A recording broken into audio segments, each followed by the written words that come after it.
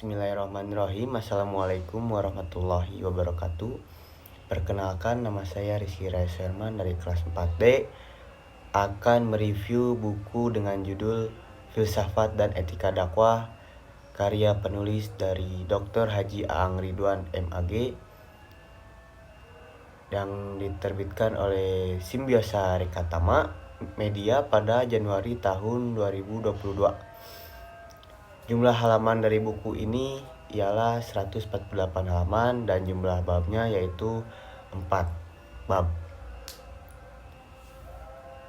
Langsung saja ke review.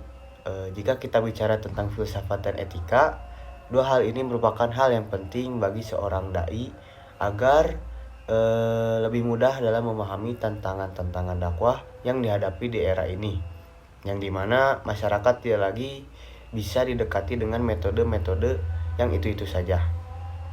Maka berfilsafat merupakan salah satu cara yang tepat dalam memperluas pandangan terhadap persoalan yang kita hadapi.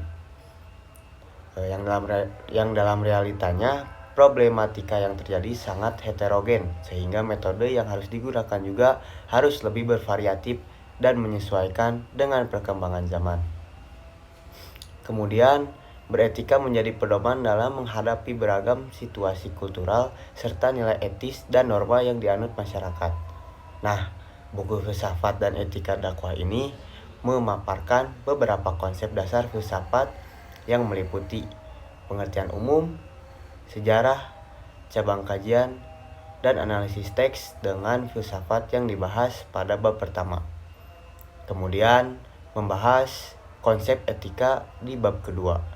Dilanjutkan dengan konsep dakwah dan terakhir membahas tentang relevansi filsafat dan etika dalam berdakwah. Buku ini juga merupakan buku yang sering dijadikan referensi atau acuan oleh mahasiswa KPI UIN Sunan Gunung Jati Bandung, para praktisi dakwah serta pihak-pihak yang tertarik dalam bidang dakwah. Buku ini dimulai dengan pertanyaan tentang apakah alasan seorang dai harus mempelajari filsafat dan etika, sedangkan terdapat ulama yang menyebutkan bahwa filsafat itu hanyalah sebuah kerancuan berpikir. Jadi dalam buku ini dijelaskan bahwa etika merupakan sebuah cabang ilmu dari filsafat yang perlu untuk dipelajari. Maka sebelum mempelajari cabang ilmunya, seorang dai perlu memahami konsep dasar dari filsafat itu sendiri. Belajar filsafat diperlukan agar bisa memahami teks-teks keagamaan secara lebih baik, sesuai dengan problematika yang dihadapi. Belajar filsafat juga merupakan upaya untuk membuat para dai menyadari bahwa tantangan dakwah di masyarakat akibat transisi zaman memerlukan metode-metode dakwah yang dinamis dan menyesuaikan perkembangan zaman. Kemudian kita masuk ke bab 2 tentang konsep dasar filsafat. Dalam buku ini dijelaskan beberapa poin dasar dalam memahami filsafat.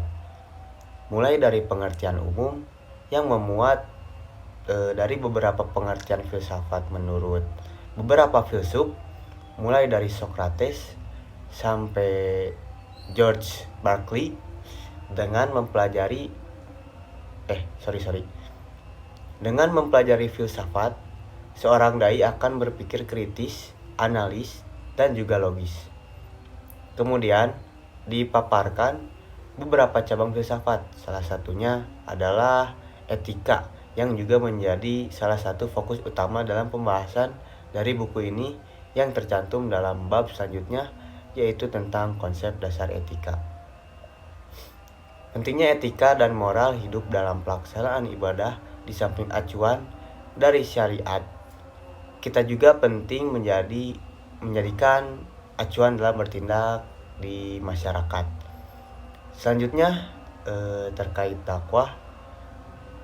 Meskipun berdakwah merupakan kewajiban setiap muslim, namun dalam praktiknya dakwah tidak boleh dilakukan dengan paksaan, apalagi intimidasi ataupun kekerasan. Oleh karena itu, dalam berdakwah Seorang dai perlu menguasai ilmu-ilmu pendukung, di samping menguasai kajian ilmu agama yang menjadi materi dakwah tersebut. Selanjutnya kita akan bicara tentang relevansi filsafat dan etika dalam berdakwah. Meskipun dakwah merupakan kewajiban untuk setiap muslim, dalam praktiknya dakwah atau seruan dan ajakan pada kebenaran tidak boleh dilakukan dengan paksaan, intimidasi, apalagi kekerasan. Alasan utamanya karena ajaran Islam pada dasarnya adalah ajaran yang sudah selaras dengan fitrah manusia. Kebenaran yang terkandung dalam ajaran tauhid, misalnya kebenaran yang niscaya dan mudah untuk diterima oleh akal sehat.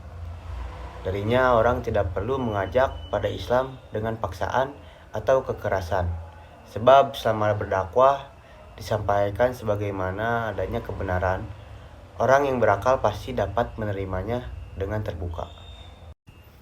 Sekian dari saya. Wassalamualaikum warahmatullahi wabarakatuh.